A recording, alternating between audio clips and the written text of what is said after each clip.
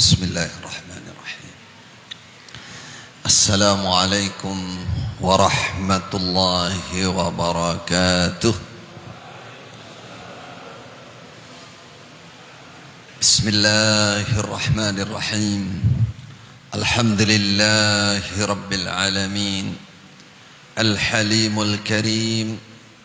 Wa subhanallah rabbil arshil azim. وصلى الله على سيد الأنبياء والمرسلين وعلى آله وصحبه غر الميامين ومن سار على نهجه إلى يوم الدين. أما بعد, kaum muslimin, saudaraku yang dirahmati oleh Allah Subhanahu wa taala, masa'al khair, masa'an nur. Sore yang penuh dengan kebaikan, insyaallah. Bagi saya terasa rindu dan kangen. Soalnya pekan lalu ternyata qadarullah saya santai di rumah, duduk makan malam.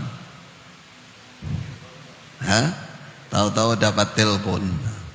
Waktunya Ustadz ngajar. Allahu Akbar.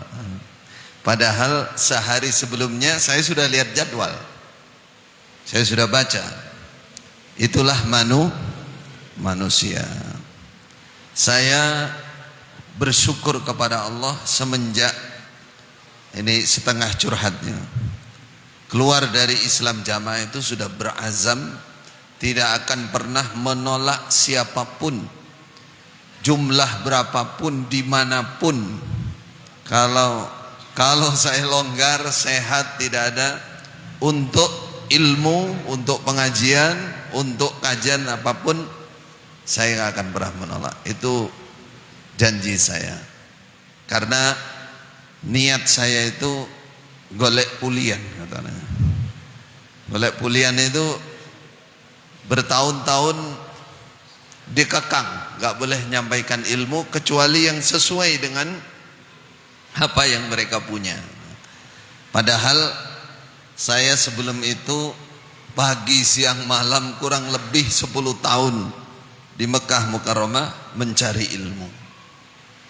Jadi ibarat sungai itu dibendung sudah mau meluap rasanya.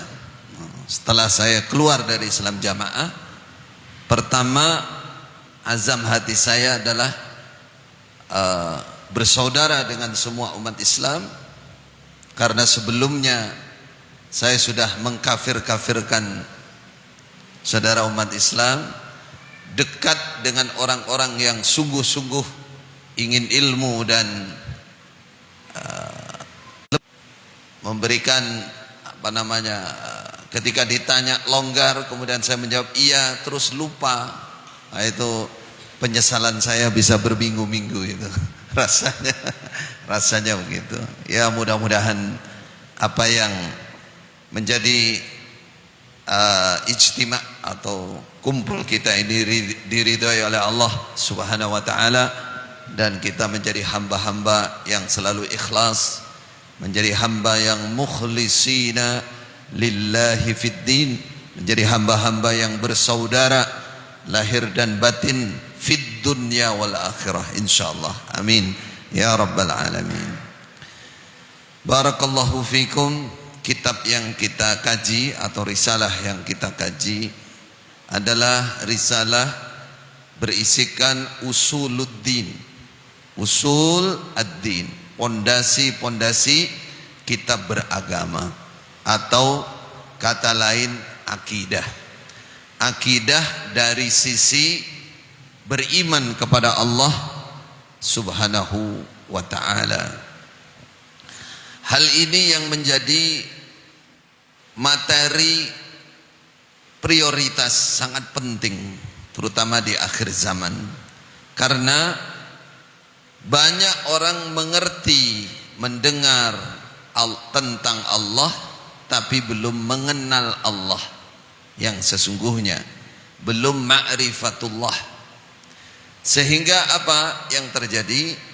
Keimanannya, kedekatannya dengan Allah kurang, tidak tebal. Saat dulu saya masih kecil, keimanannya tebal, kuandel, kuat. Kenapa? Karena ini ada dalam ilmu namanya usuluddin. Dalam usuluddin itu sebenarnya mencakup semua pondasi-pondasi besar, kokoh dalam kita beragama, disebut akidah.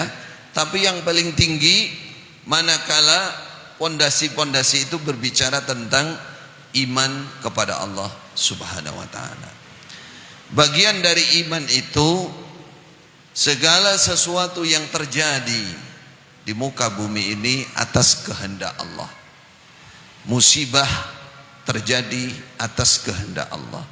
Namun di balik itu semua ada hikmah-hikmah yang oleh Allah kadang-kadang diterangkan atau oleh Rasulullah sallallahu alaihi wasallam kadang-kadang dijelaskan hikmah-hikmah itu, sehingga semua kejadian itu menjadi peringatan, tazkir, perkeleng untuk kita semua. Kalau musibah itu terjadi karena kemaksiatan, tujuan Allah supaya manusia kembali kepada Allah, bertobat kepada Allah. Kalau musibah itu terjadi karena kekufuran, kesyirikan, maka diharapkan bisa menjadi manusia yang beriman, bertauhid kepada Allah Subhanahu wa ta'ala. Kalau dia mendapatkan musibah itu betul-betul bukan karena maksiat, bukan karena kekafiran, bukan karena kesyirikan, betul-betul dia bersih dan dia beriman, Allah menguji kesabaran dia untuk menaikkan derajatnya di dunia sampai di akhirat, seperti yang terjadi kepada Nabi Ayyub alaihi salam. Apakah Nabi Ayyub dikasih ujian yang seberat itu karena kemaksiatannya? Tidak. Semua para nabi itu maksum, orang yang memang oleh Allah sejak lahir ke dunia semua dijaga dari bentuk-bentuk kemaksiatan, apalagi besar. Kecil pun ya bisa dibilang tidak ada, umpama ada satu dua tapi langsung diingatkan oleh Allah Subhanahu wa ta'ala. Nah, jadi saudaraku, kita mengambil ibrah ada di posisi mana ketika kita mendapatkan cobaan itu. Apakah posisi satu tadi kekufuran, kesyirikan, atau berposisi dalam keadaan kita maksiat, ataukah kita sudah dalam keadaan iman yang kuat? Kalau dalam keadaan iman yang kuat, berarti itu ujian kesabaran. Allah ingin memberikan yang terbaik, menaikkan derajat kita di dunia sampai di akhirat. Gambarnya sebagaimana Nabi Ayyub alaihissalam atau Nabi Ya'qub alaihissalam. Nabi Ya'qub itu oleh Allah diberikan ujian. Dalam sebuah riwayat itu kesalahan dari keluarga beliau, bukan dari Nabi Ya'qub sendiri. Apa ujiannya Nabi Ya'qub? Anak-anaknya bertengkar, tidak bisa guyub rukun, berbeda ibu, saling iri, saling dengki. Kemudian Nabi Yusuf dicelakai, bahkan mau dibunuh, lalu akhirnya dibuang ke dalam sumur. Kemudian kesedihan itu tidak hanya itu, terpisah bertahun-tahun dengan Nabi Yusuf, anak yang paling beliau sayangi dalam hati, bukan dalam perlakuan. Jadi kalau berbeda dalam hati itu manusia tidak punya kuasa. Tapi kalau berbeda dalam perlakuan itu tidak adilnya Nabi Yusuf. Nah, tapi dalam perlakuan tetap adil. Apa yang membuat musibah atau ujian itu muncul? Kita ambil saja langsung. Dalam sebuah riwayat diceritakan, wahai Ayyub, setelah kamu buta karena menangis terus, berpisah dengan Yusuf. Kemudian punggungmu menjadi bungkuk karena mikirkan Bunyamin, adiknya Nabi Yusuf. Setelah menyusul Nabi Yusuf ke Mesir, kemudian ditahan oleh Nabi Yusuf dengan pura-pura apa itu? Diletakkan sok yang terbuat dari emas, ulakannya gandum saat itu. Lalu Bunyamin pura-pura dituduh mencuri, lalu ditahan oleh Nabi Yusuf. Itu juga setahun 2 tahun, saking susahnya Nabi Yakub itu sampai punggung itu sampai bungkuk, tulangnya sampai bengkong. Ya, akhir cerita setelah berhasil bertemu Nabi Yusuf, Nabi Yakub bertemu Nabi Yusuf, Allah memberikan wahyu. Wahai Yakub, kamu tahu enggak kesalahan kamu apa? Dulu waktu kamu di Syam pernah suatu hari menyembelih seekor kambing untuk berbuka puasa. Lalu ada orang miskin, satu orang miskin dan yatim serta dalam keadaan berpuasa datang kepada kalian, tapi kalian tidak membagi makanan daging itu untuk dia. Tuh, satu kali kejadian itu karena dianggap itu kelalaian, lalu Allah memberikan peringatan ujian-ujian tersebut. Maka saudaraku yang dirahmati Allah, bersyukurlah kalau kita dalam keadaan tidak diuji oleh Allah. Kalau diuji harus koreksi seperti itu. Karena Allah mengingatkan ayat yang saya baca tadi, alam nuhlikil awalin thumma nutbi'uhumul akhirin kadzalika naf'alu bil mujrimin. Kata Allah, kalian mendengar apa tidak? Bukankah kalian sudah tahu, sudah mendengar ada orang zaman dulu saya binasakan, saya datangkan bencana kepada mereka sehingga mereka habis hancur, luluh. Ada yang dihujani batu, ada yang gempa, ada yang dihujani api. Qam'at itu api, api yang membakar, menghanguskan mereka dan seterusnya. Kemudian aku susulkan orang-orang yang akhir zaman Nabi Isa. Ada yang dilaknat oleh Nabi Isa jadi babi, dilaknat oleh Nabi Daud menjadi kera dan seterusnya. Apakah itu tidak menjadi gambaran bagi kalian? Kata Allah. Banyak sekali ayat yang Allah itu mengingatkan kita. Kalau kalian dalam keadaan senang, tenang, aman, bersyukurlah pada Allah Subhanahu wa taala. Dekatlah dengan Allah, jangan pernah merasa aman. Mendekat, mohon perlindungan kepada Allah Subhanahu wa taala. Banyak nikmat yang oleh Allah disebutkan dalam Al-Qur'an, dituntut.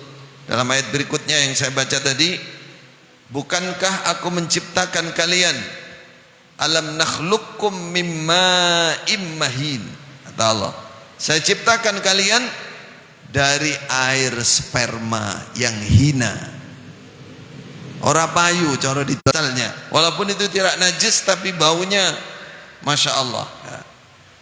Faja'alnahu fi qararin makin, aku tempatkan air yang hina itu di rahim, ala qadarin maklum, yang hidup ada di datarannya, wa amwata, dan yang mati ada di dalamnya.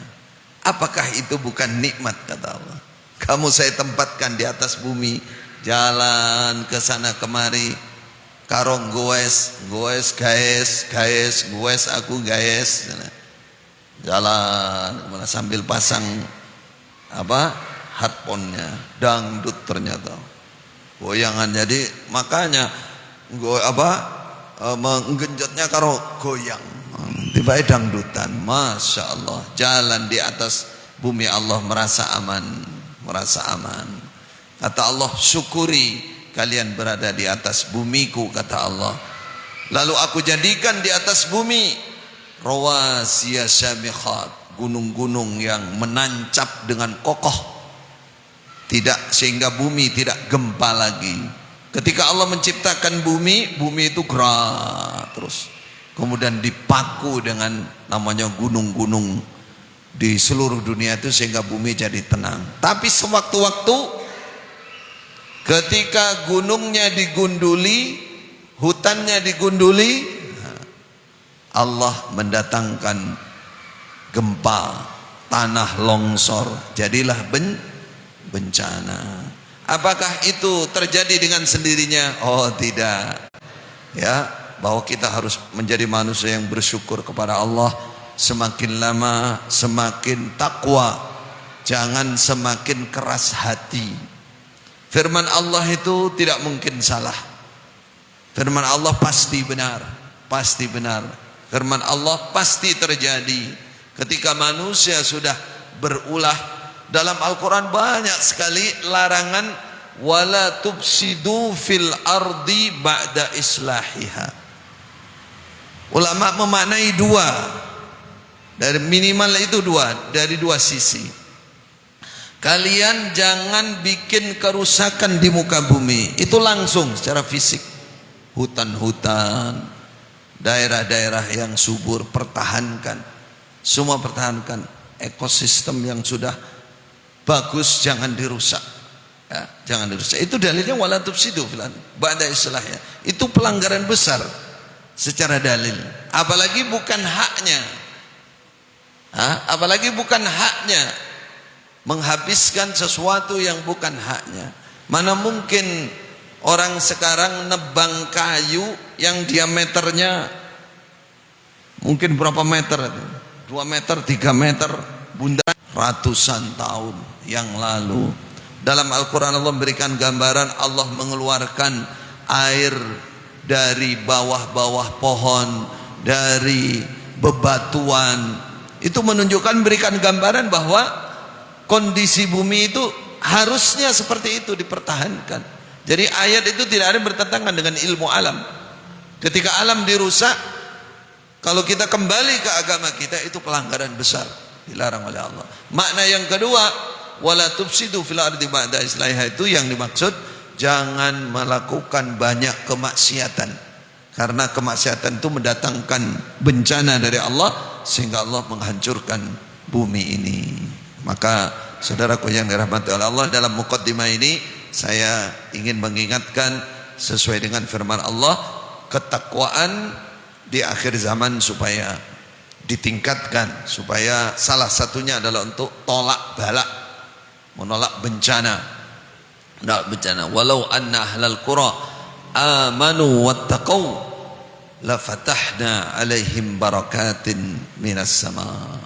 Kalau penduduk-penduduk negara itu atau suatu kota, suatu daerah itu, anna ahlal qura amanu, setelah beriman, semua banyak beriman. Indonesia mayoritas muslim, berarti secara lahir katakan mayoritas mukmin, orang iman semua. Tinggal pertaruhan kedua, amanu wattaqau, ketakwaannya. Ketakwaannya. Maka Allah pasti membuka, menuangkan berkah, banyaknya kebaikan-kebaikan dari atas langit, dari dalam bumi, dari atas, dari bawah, dari kanan, dari kiri. Itu janji Allah.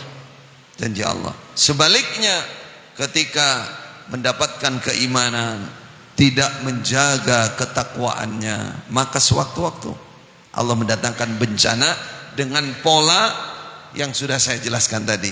Melihat latar belakang orangnya, apakah dia kafir, apakah dia musyrik, apakah dia orang beriman banyak berdosa, apakah orang beriman sudah sempurna imannya tapi masih datang ujian.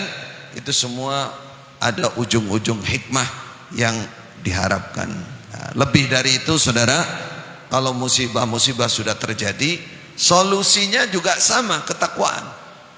Orang kalau mendapatkan kesulitan apapun, dengan takwa Allah pasti memberikan jalan keluar. Wa may yattaqillaha yaj'al lahu makhraja wa yarzuqhu min haitsu la yahtasib. Wa may yattaqillah yaj'al lahu min amrihi yusra. 3. Dalam satu surat Allah menyebutkan manfaat ketakwaan itu 3, dan ini pasti yang kita cari. Dikatakan siapa yang betul-betul bertakwa kepada Allah, meningkatkan ketakwaan kepada Allah, maka Allah menjadikan dari setiap masalah jalan keluar. Yaj'al lahu makhraja wa yarzuqhu min haitsu la yahtasib, memberi rezeki dari mana yang tidak menyangka, tidak mengira. Dikira akan dapat rezeki dari hasil kerja, ternyata bukan dari hasil kerja rezekinya, dari dari hasil pertanian. Perkiraannya dari hasil pertanian, ternyata dari hasil perdagangan. Perkiraannya kalau jadi dokter pasti kaya. Saya punya beberapa teman ini, justru setelah lulus jadi dokter kok gak suge-suge, akhirnya dia tinggalkan kedokteran, dia bisnis, kaya. Ya, memang kan insinyur bahkan sudah doktor, lah kok gak suge-suge lah dari Bandung sana. Lama-lama jadi penyelenggara umroh haji, gak sulit 3 tahun 4 tahun suge dia, kaya dia. Memang jalan pertolongannya lewat jalan lain, walaupun perkiraannya itu saya pasti dapat rezeki lewat jalan ini, ternyata Allah tidak memberikan jalan lewat yang satu. Itu terjadi. Artinya ketika orang bertakwa kepada Allah, maka tunggu pertolongan, rezeki akan datang bahkan dari tempat-tempat yang dia tidak mengira, tidak menyangka. Salah satu syekh, ya saya masih teringat cerita salah satu syekh, kisah nyata di Mekah sana. Beliau punya banyak murid. Di antara satu muridnya ini yang rajin, ya nggak pernah ketinggalan. Kalau ngaji itu nggak pernah ketinggalan. Kenapa? Karena dia memang tinggalnya di masjid. Ngajinya saya di masjid, nah dia tinggalnya di masjid, nggak punya rumah. Ya, makanya nggak pernah ketinggalan.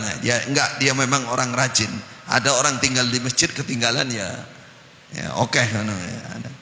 Nah, murid ini sangat baik, rajin, tapi miskin, nggak punya apa-apa, nggak punya pekerjaan. Ini singkat cerita aja, suatu saat dia keadaan lapar, sudah 3 hari tidak makan. Dan 3 hari 3 malam nggak makan nasi, maksudnya nggak makan makanan pokok, ya cuman minum. Memang nggak ada, nggak punya. Mau rasan kepada syekhnya malu, mau bilang sama teman-temannya juga malu. Akhirnya apa? Karena dia sudah malam nggak ada orang, sangat tidak kuat, lapar sekali. Akhirnya dia lihat tembok tetangga masjid nggak jadi, dia tinggalkan makanan itu, dia balik naik tembok lagi, dia kembali ke masjid. Dia katakan, ya Allah, asbir ya Rabb, daripada saya makan yang haram, lebih baik saya sabar ya Allah. Nggak tahu apa yang terjadi. Dia minum, dia tidur. Ketika pagi, syekhnya datang seperti biasa mengajar. Ya, dia ikut tampil sudah lemes sekali, sudah 3 hari. Ya, sudah mau masuk hari keempat dia nggak makan. Karena lemesnya itu, ya nggak tahu, setengah iling setengah enggak ngajinya itu. Kadang-kadang nggak lemes bareng, setengah iling setengah enggak. Ya. Saking khusyuknya. Bukan karena lapar kalau sekarang, kewarekan. Kewarekan. Nah, ketika pengajian itu dilakukan, di belakang ada peserta dari muslimat juga. Semua selesai pengajian, semua pulang satu persatu, termasuk yang di belakang. Tinggal 1 orang. Kemudian yang murid 1 ini biasa mojok di masjid, dia mojok karena sendirian. Ketika sudah tinggal 1 yang laki-laki murid ini, tinggal syekh, wanita 1 di belakang itu maju, minta izin kepada syekh. Dia mengatakan, wahai syekh, saya mau minta tolong. Saya minta tolong kepada syekh. Tolong apa? Kata syekhnya, saya ini janda. Kalau di Arab sana kan nggak kelihatan wajahnya, dia pakai cadar. Saya ini janda, tapi saya janda muda. Saya janda masih muda, anak saya 1. Suami saya orang kaya dan baru meninggal saya. Tapi saya sudah selesai iddah saya. Demi Allah saya minta tolong kepada Syekh, saya dicarikan jodoh. Terserah Syekh siapa saja. Tapi yang sangat saya harapkan salah satu dari muridnya Syekh. Salah satu dari muridnya Syekh. Muridnya sudah pulang semua. Tinggal si miskin satu orang itu di pojokan sana. Mbuh ngantuk, mbuh lemes karena sudah kopi kamu. Dia bukan janda biasa ini.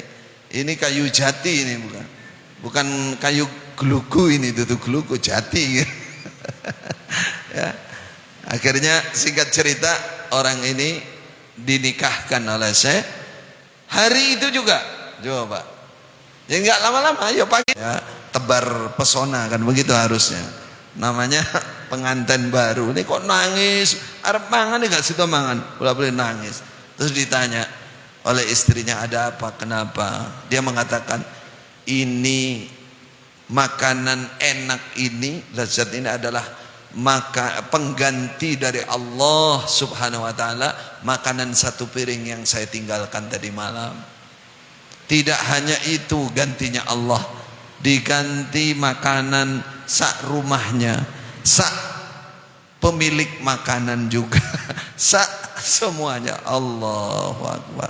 Itu saya menceritakan ayat wa may yattaqillaha yaj'al lahu makhraja wa yarzuqhu min haitsu la yahtasib. Mana dia mengira dapat janda muda ayu sugih, ora sugih anak iki, sugih tenan iki. Walaupun warisan ya. Fakih pisan, paham. Nah, kalau dia milih orang enggak punya kerja pencari ilmu apa enggak orang paham agama, ya paham agama. Udah. Itulah saudara gambaran bahwa ketakwaan kita harus betul-betul kita jaga dan kita tingkatkan kepada Allah Subhanahu wa taala. Semoga kita dimudahkan menjadi orang yang bertakwa kepada Allah Subhanahu wa taala. Amin ya rabbal alamin. Barakallahu fikum. Kita kembali ke tab saya, yaitu kitab Usul Ad-Din. Nah, pertemuan yang lalu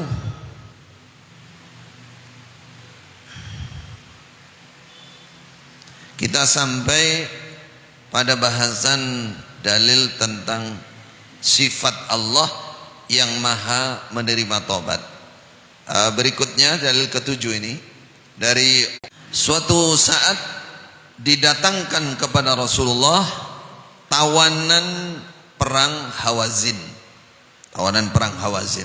Hawazin itu daerah dekat Taif. Jadi sesudah Nabi menaklukkan Mekah, lalu menaklukkan Hawazin, ada tawanan perang yang digiring dibawa kepada Rasulullah sallallahu alaihi wasallam. Lalu di antara tawanan itu, ini cerita sebenarnya sering kita dengar, tapi mari kita hayati untuk diingat dan meningkatkan ketakwaan kita, makrifat kita tentang Allah Subhanahu wa taala. Nah, ketika itu terdapat seorang wanita yang lari ke sana kemari, ya. Setiap dia mendapati anak kecil yang menangis, yang tidak ada bapak ibunya, mungkin bapaknya meninggal, ibunya belum ketemu, pasti dia gendong, dia susui sampai anak itu diam. Setelah itu dia letakkan, kemudian dia lari lagi cari. Rupanya dia itu sedang mencari putranya, belum ketemu dari ratusan tawanan perang itu. Dia cari. Pada saat dia mendapati anaknya, dalam sebagian riwayat anaknya itu ada di dekat Rasulullah, nangis saja anaknya wanita itu, tapi dia masih jauh, dia muter cari anaknya. Ketika anak itu nangis, Rasulullah bilang kepada Umar, "Hei Umar, itu diamkan anak itu, gendongan, peluk, dinina popokkan, didiamkan." Itu Umar pegang anaknya. Tidak lama wanita itu kata para sahabat, "La ya Rasulullah, tidak mungkin. Dia sudah lama berpisah dengan anaknya. Seorang ibu jangankan berpisah, kesehariannya dia tidak pernah tidak menyayangi anaknya, apalagi berpisah, apalagi membuang anaknya ke dalam api. Enggak mungkin, la yumkin, mustahil. Ini hal yang mustahil. Apa kata Rasulullah? Kalian tahu semua, wallahi lallahu arhamu bi'ibadihi min hadhihi biwaladiha. Ini yang diingat oleh para sahabat. Pasti, wajib, yakin 100%, Allah itu lebih menyayangi hamba-hambanya daripada ibu ini menyayangi anaknya. Apa yang ingin ditanamkan oleh Rasulullah kepada umatnya? Keimanan kepada Allah tinggi, di antaranya iman dengan sifat-sifat Allah, bahwa sifat sayangnya Allah kepada hamba-hambanya yang beriman lebih daripada sayangnya seorang ibu kepada anaknya.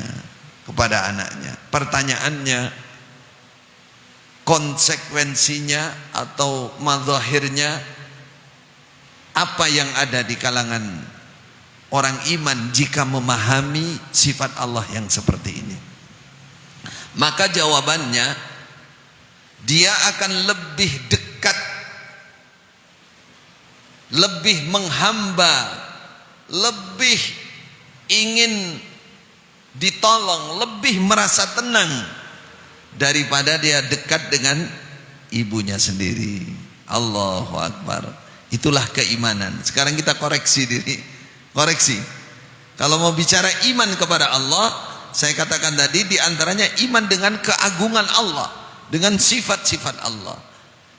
Makanya Nabi Ibrahim itu coba sampai menjadi orang yang sangat dekat dengan Allah. Salah satu sikap Nabi Ibrahim hubungannya dengan Allah seperti apa? Seperti ini. Beliau tidak pernah sambat, bahkan membutuhkan manusia, makhluk lain sebelum Allah Subhanahu wa taala. Sebelum Allah Subhanahu wa taala. Jadi Allah nomor satu. Karena apa? Karena Allah itu punya sifat lebih sayang. Maka saudaraku yang dirahmati Allah, tanda atau bukti yang terkuat dari ini ketika ada masalah. Bukankah anak kecil itu kalau jatuh, kalau luka apa, dia panggil mamahnya, mama, kan begitu kan? Itu gambaran kata para ulama. Sudahkah kalau kita terluka yang kita panggil pertama adalah Allah? Kalau lukanya orang dewasa yang dimaksud luka hati. Luka hati, susah, merasa ada masalah besar. Sudahkah kita panggil Allah, ya Arhamar Rahimin, ya Rahim, ya Rahim? Jawabannya belum. Misalkan bahkan kepada orang tua juga tabi'in, Hamad bin Salamah namanya, beliau mengatakan, demi Allah, besok hari kiamat, seandainya aku disuruh memilih yang menghitung amalku, dua orang tuaku atau bahkan ibuku, lalu yang kedua adalah Allah. Milih Allah apa bapak ibu atau ibu yang menghitung amalan kamu? Lah tartul Allah, li'anna Allah arhamu bi min walidayya. Dikatakan, demi Allah, saat itu seandainya aku pasti memilih Allah. Kenapa? Karena saya lebih tenang bersama Allah. Karena sayangnya Allah kepada orang iman, hambanya yang beriman, lebih daripada sayang orang tua kepada anak. Koreksi amal besok, hisaban amal itu luar biasa, saudara. Semua orang takut, ya. Ketika Rasulullah sallallahu alaihi wasallam bercerita, tadi malam saya bermimpi, kata Rasulullah. Yang pertama, saya melihat surga. ada seseorang, saya kenal namanya, saya kenal bapaknya, saya kenal keluarganya. Ketika dia berjalan di setiap pintu surga, setiap pintu itu mengatakan marhaban, marhaban bik, aisin, marhaban, selamat datang. Semua pintu dibuka untuk dia. Kata Salman, wahai Rasulullah, betapa mulianya orang itu. Siapa dia? Siapa dia? Kata Rasulullah, menoleh ke Abu Bakar. Nih orangnya. Ini orangnya. Masya Allah. Diambil Abu Bakar. Lalu beliau menoleh ke arah Umar. Beliau mengatakan, Umar, aku dalam mimpi itu melihat ada gedung yang sangat tinggi, megah. Megah sekali. Bukan megap. Nah, di dunia kan gedung megap-megap. Ada megah beneran ini. Bertatahkan berlian, permata, emas, indah sekali gedung itu. Kemudian saya kira Mar, itu gedung saya. Saya bilang, ini gedungku toh, tutumat. Aku mau masuk. Akhirnya enggak jadi. Saya tanya, punya siapa? Oh, itu punya seorang yang gagah perkasa. Seorang yang tegap dan gagah perkasa dari orang Quraisy. Katakan, akhirnya aku enggak jadi masuk Mar. Kenapa wahai Rasulullah? Soalnya orang gagah perkasa itu kamu. Saya mau masuk itu khawatir aku muring-muring. Muring-muring cemburu. Langsung Khalifah Umar menangis sejadi-jadinya. Khalifah Umar, ya Rasulullah, agharu bika ya Rasulullah, masa aku cemburu? Ya, tak akan marah-marah kepadamu wahai Rasulullah. Lalu Rasulullah menoleh kepada Ali, kepada Utsman. Utsman dulu, kata Rasulullah, kamu besok teman dekatku, anta rafiqi fil jannah. Kemudian Ali, tidak senangkah kamu kalau rumahmu besok daerahmu itu berhadap-hadapan dengan rumahku? Terus beberapa sahabat termasuk siapa, Zubair ibn al-Awwam, ini 10 orang yang diberi kabar gembira surga itu. Yang terakhir Abdurrahman bin Auf. Rasulullah menoleh kepada Abdurrahman bin Auf, wahai Abdurrahman, saya dalam mimpi itu setelah masuk surga nunggu kamu, wahai Abdurrahman. Nunggu kamu lama, kamu nggak datang-datang. Saya tanya, mana Abdurrahman ini? Mana Abdurrahman? Mana Abdurrahman?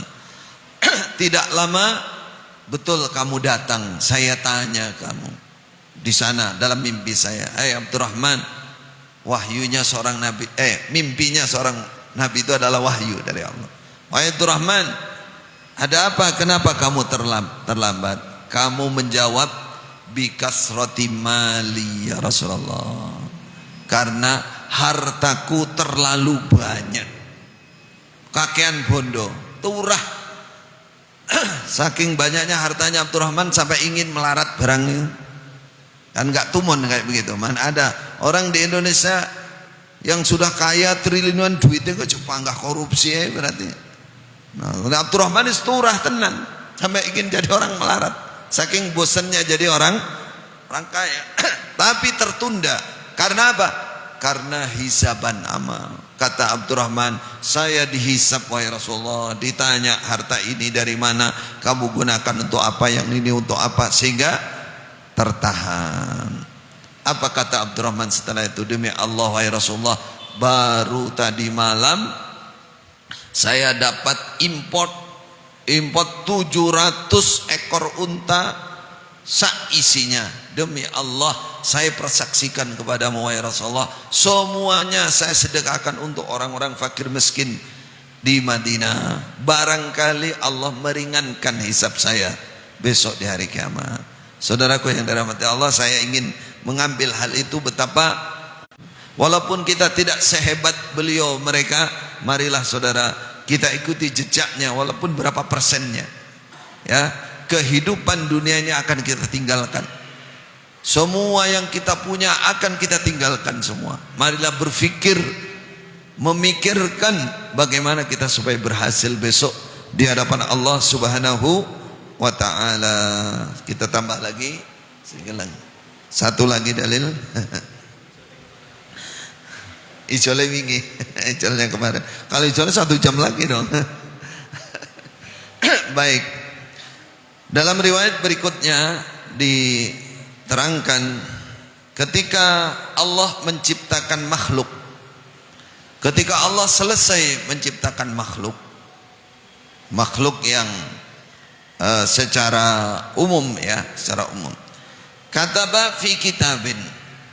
Lalu Allah menulis dalam sebuah kitab.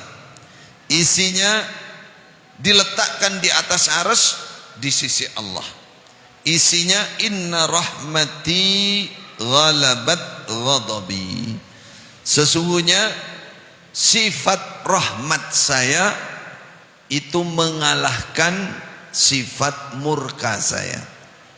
Artinya setinggi apapun murkanya Allah, ketika seorang hamba itu berhasil merebut kasih sayang Allah, maka dia pasti dikasihani.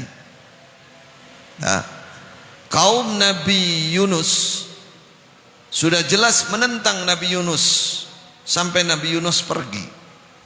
Tapi karena mereka keluar semua ke tanah lapang, laki-laki, perempuan, anak kecil, semua berteriak. Sifat rahmat Allah itu mengalahkan murkanya yang juga besar. Kalau manusia ini, hamba-hamba Allah ini, kalau kadung jadi pemarah, maka rahmatnya hilang. Itu rata-rata begitu, disebut dengan orang yang temperamen, diluk-diluk, muring-muring. Itu rahmatnya. Murka Allah itu besar, dahsyat, tapi itu menjadi kecil dibandingkan dengan rahmat Allah. Nah, ini faedahnya di mana? Seberapapun besar dosa kita, seberapapun kita dimurka oleh Allah, jangan lupa sayangnya Allah, rahmat Allah lebih cepat daripada murkanya. Segeralah kembali kepada Allah Subhanahu wa ta'ala. Baik. Nabi Musa ini sebagai gambaran bagi kita, sehingga kita bisa memperlakukan diri kita, keluarga kita yang banyak salah, banyak dosa, jangan membuat mereka putus asa, segera kembali kepada Allah. Nabi Musa mendapati di antara kaumnya ada satu orang yang kafir dan selalu menyakiti Nabi Musa, bahkan misui, mencela Nabi Musa, bahkan Allah yang dia cela. Karena Nabi Musa sudah tidak tahan dengan keburukan orang ini, beliau berdoa kepada Allah, ya Allah, rajul itu, inna rajulan yu'dhini wa yu'dhika wa yu'dhi nabiyaka wa yu'dhi dinaka. Ada seseorang, ya Allah, Engkau lebih tahu daripada aku, yang selalu menyakiti aku, bahkan menyakiti Engkau, bahkan agama Engkau. Lalu Allah kan, wahai Musa, saya sudah kabulkan doa kamu. Kalau kamu perintahkan langit untuk menghujani batu, bisa. Bumi untuk menelan dia, mencelakai dia, bisa. Atau kamu minta bahkan urat nadi dia, kamu minta berhenti mengalirkan darah, bisa, silakan. Akhirnya Nabi Musa suatu saat bertemu dengan orang ini di jalan, di tengah jalan. Ketika bertemu seperti biasa, dia orang yang mencela Nabi Musa, misui Nabi Musa, menghina dan seterusnya. Nabi Musa akhirnya marah. Ketika Nabi Musa marah, yang paling dekat dengan Nabi Musa tanah. Kata Nabi Musa, ya ardu, hai tanah, khudhi, sikat, ambil dia. Tanahnya membelah, dia masuk sampai mata kaki, kemudian dicepit, mulai dicepit oleh tanah. Dia berteriak, ya Musa, irhamni, aghithni, aghithni. Hai Musa, sayangi aku, tolong aku, tolong aku. Nabi Musa tetap marah, atau marah besar, katakan, ya ardu khudhi, hai bumi, telan dia. Telan lagi sampai lutut, sampai lututnya. Dia bersimpuh di depan Nabi Musa, lututnya sudah masuk. Aghithni ya Musa, aghithni, tolong aku, tolong aku. ampuni aku, salahku, aku minta maaf. Tapi Nabi Musa tetap khudhi, ditelan sampai akhirnya dia tenggelam dan bumi merapat. Tenggelamlah dia ke dalam bumi. Allah memberikan wahyu kepada Nabi Musa. Isinya apa? Ma aksa qalbaka ya Musa. Betapa keras, betapa emosimu memuncak wahai Musa. Allah heran, aku heran lihat kamu. Emosimu itu kok enggak reda-reda.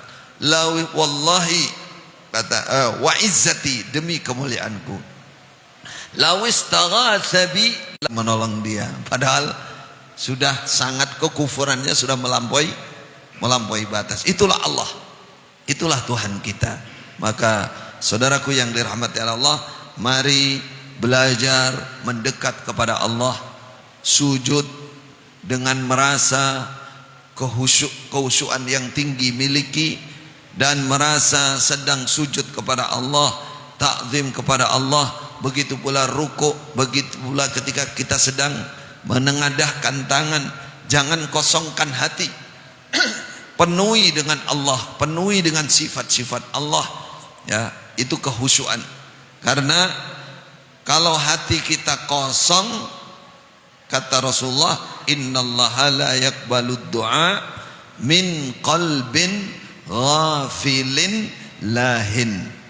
Allah tidak pernah mengabulkan doa dari, karena Allah memiliki sifat-sifat yang sangat agung. Di antaranya lebih menyayangi hambanya daripada seorang ibu. Di antaranya lagi yang kedua, hadis kedua tadi, bahwa rahmat Allah pasti mengalahkan murka Allah. Hadza wallahu a'lam wa sallallahu ala nabiyyina Muhammadin wa ala alihi washabihi ajmain. Barakallahu fikum. Saya kasih kesempatan jika ada yang mau bertanya. Kalau tidak ada, alhamdulillah. Katanya puliannya kemarin, barangkali ada yang nanya. Ya, cekap nggih. Kalau online nih biasanya banyak pertanyaan. Saya ambil satu aja daripada biar enggak mengecewakan. Yang tentang rahmat Allah, pertanyaannya, ketika dulu di Islam jamaah, berarti ini yang ikut ini Islam jamaah nih dulunya, selalu digembor-gemborkan bahwa al-jama'atu rahmatun. Jamaah itu adalah rahmat Allah. Ya betul. Apakah penjelasan itu benar adanya? Yang nanya ini teman yang hijrah dari Islam jamaah. Ya betul, saya dari kecil mungkin kelas 3 SD, kelas 2 itu sudah hafal dalil itu. Namanya al-jama'atu rahmatun wal firqatu adabun. Itu dalilnya Islam jamaah, dalil andalan itu. Maknanya jamaah itu adalah rahmat Allah, surga. Itu yang dikatakan dalil jamaah surga.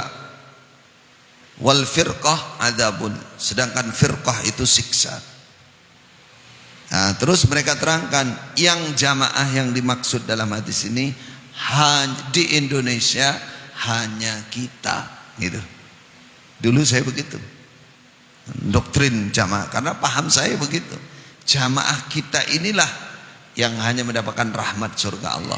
Sedangkan jopo-jopo itu, wong jopo-jopo kabeh itu, di luar kita itu firqah semua.